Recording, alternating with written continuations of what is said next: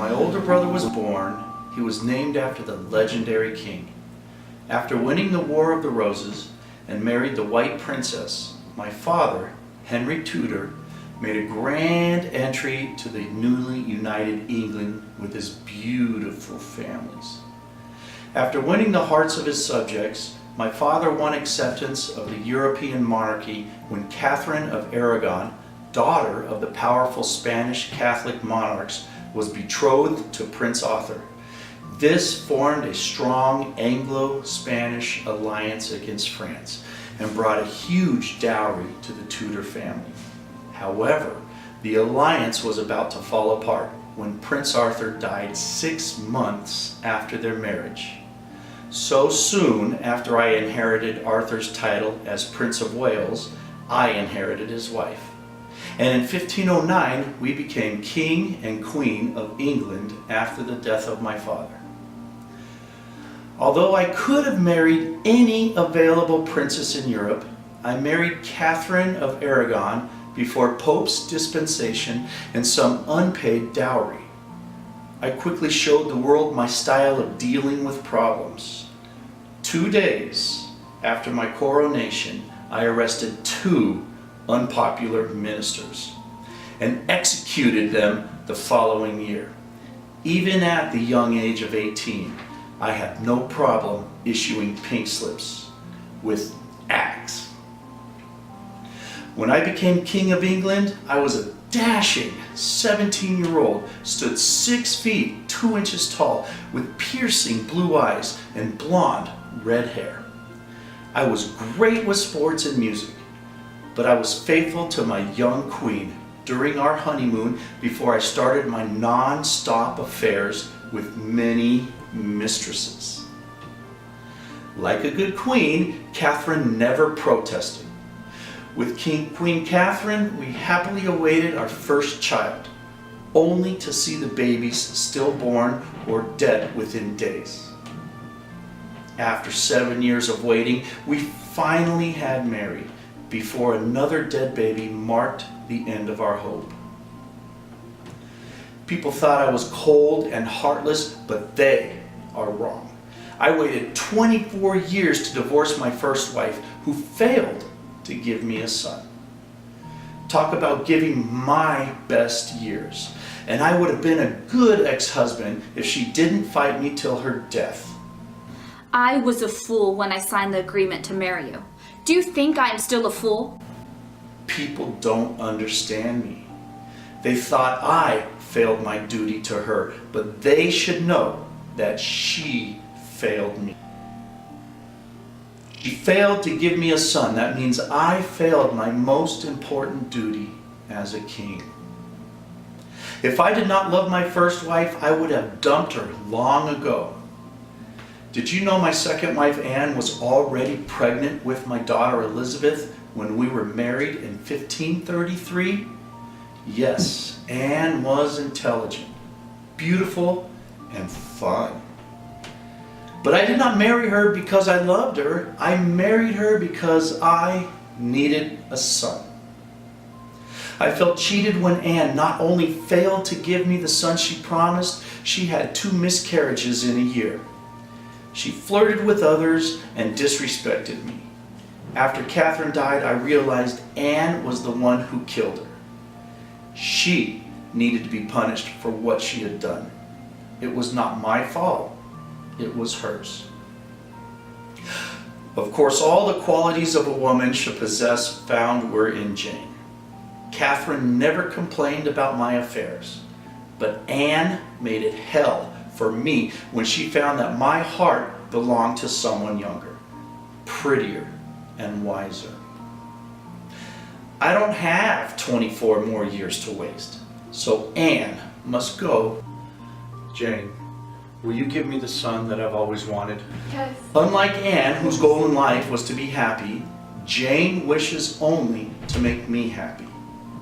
She gave me the son I wanted, even if it cost her her life. She also obeyed me and was kind to Princess Mary Elizabeth. Oh, God. What is worse than not having what you want is to have it and lose it. England cannot be without a queen. So I put my grief aside and tried hard to find my next queen. I fell in love with the sweet face of Anne of Cleves. She looked gentle and obedient. She was only 1 year older than my daughter Mary.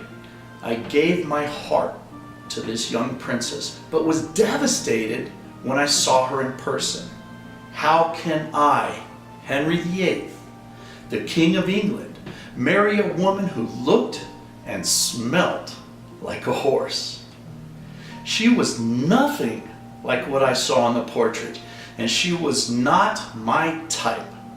I like the slender ladies with big, beautiful eyes. Have you seen her eyes?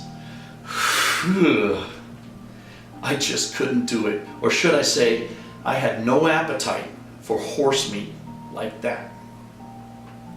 But unlike the other European princess I married, who refused to give up her post as Queen of England, Anne had no problem to my request for annulment. For that I gave her Richmond's Palace and Hever Castle. She never went back to her home. Maybe she was too embarrassed to go back, or she just loved England. Even though I called her my beloved sister, I am nicer to her than to my two real sisters. For one, I gave her the generous settlement instead of sending her to the block, which would be much, much cheaper. If I tell you that I never thought of Anne, I would be lying. I thought of her every time I saw Princess Elizabeth. But I remembered is the gorgeous, seductive Anne that captured my heart instead of the manipulating Anne I hate. Then I met Catherine Howard. She was like a young Anne I have never met. Vibrant, adorable, and full of energy. When I had my young 17-year-old queen in my arms, I felt like a 17-year-old again.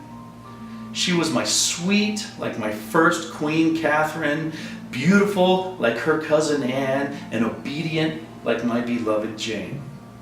But she is sweet only in her cover and obedient only when she was with me. She had lovers after lovers. I was betrayed not only by her people, but I showed lenience before, like Jane Boleyn. The widow of George Boleyn was an accessory to her adulterous affairs. I had to put the entire Howard family to prison. And this betrayal sent me into morbidity, and I started to indulge in food. I was told that she asked for forgiveness for her sins and thanked me for treating her so graciously before her death. But people said her last words were, "I die a queen, but I would rather have died the wife of a Culpeper." She is such a childish fool. She had the heart of a king and the crown for a queen, but she threw away her crown with her head.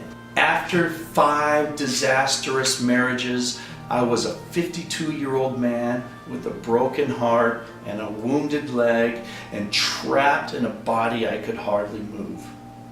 My next choice of queen is Catherine Parr, an intelligent, twice widowed, 31-year-old. I would think she loved me as she had played perfectly the part of an obedient wife, an intelligent queen, and a loving stepmother. I left her so much money. She was the wealthiest woman in England, but she hastily married Thomas Seymour in just 6 months. She died soon after giving birth to her daughter, who also did not survive long. I should know that she wasted no time between husbands before I married her. But I just thought she loved me. I am Henry VIII, I am Henry VIII, I am. I got married to the widow next door. She's been married several times before. I am Henry VIII, I am.